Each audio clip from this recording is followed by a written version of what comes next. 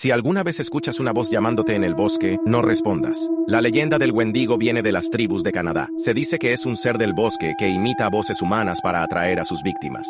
Quienes han escuchado su llamado cuentan que, al girar la cabeza, ven una criatura alta, esquelética y con ojos brillantes escondida entre los árboles. Pero lo más aterrador es que solo te casas si le respondes. Algunas personas han desaparecido tras escuchar su voz en el bosque. Si un día algo te llama por tu nombre, ¿responderás? Si te atreves a conocer más leyendas oscuras, suscríbete, pero nunca camines solo en el bosque.